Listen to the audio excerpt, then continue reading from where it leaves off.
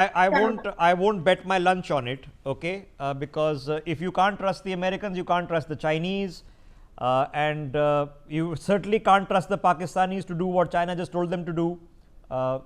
So let's just take it with a pinch of salt, and that's just being pragmatic.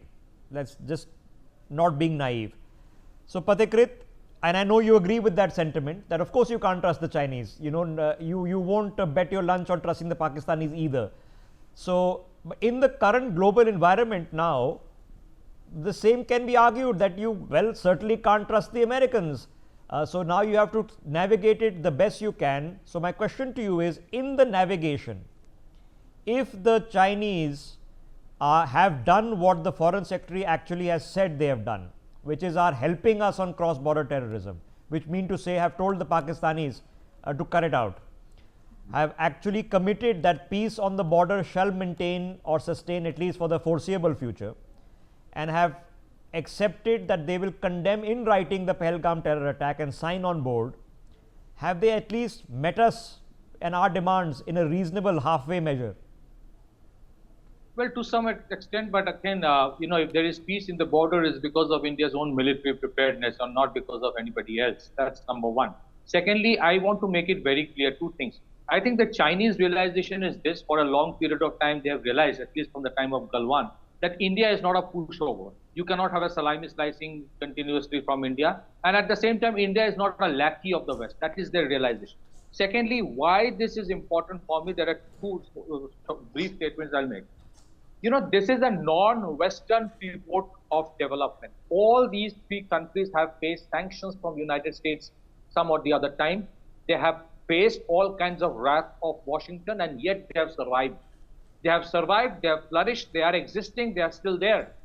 And so the whole, edifice of narrative since the 1945, that every train of development has to go via the Western Hemisphere, that is to a certain extent getting broken. Now, coming back to your issue, I completely agree. Geopolitics is not about trust, it's about maneuvering. So and that is what India's strategic autonomy is all about, that we will have good relation with all the sides. United States is still today, as of yet, a very important strategic partner. That doesn't go away. That doesn't go away. But only message from India is that if I have good relation with you, if I do good trade with you, doesn't mean that you decide my foreign policy. And that is the message as of yet.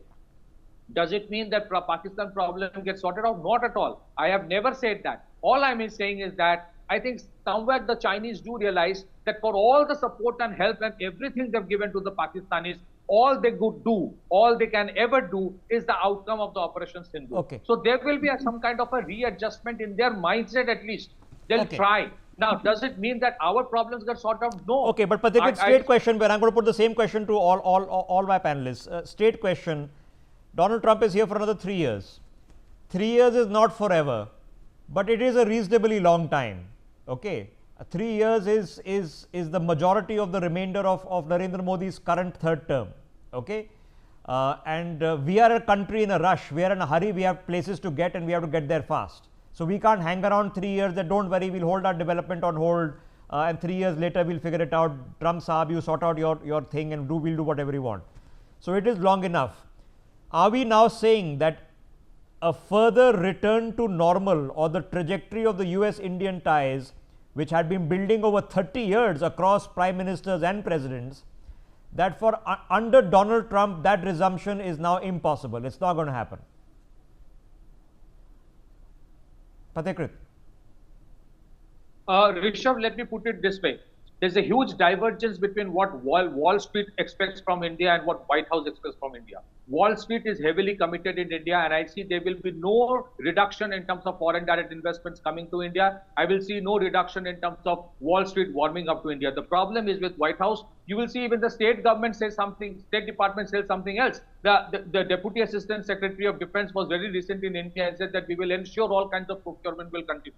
Now, so if you talk about the next 3 years, I would say put it like this: from India's $4 trillion GDP to $10 trillion mark, this entire path will be filled with bonds from both sides, from all sides. So you would have to meander through this, maneuver through this, and yet have good relation with all. United States will keep on creating some or the other problem. They will have a containment strategy, and so does the Chinese. But if there was ever an iota of presumption that we can align with the West, we cannot. We will have to have the equidistance in the genuine term, but you have to have good relation, good business from both the sides. And Chinese are equally important in terms of business. And the Prime Minister of India has said, and I was not expecting me to say it in the tone and the tenor he said it,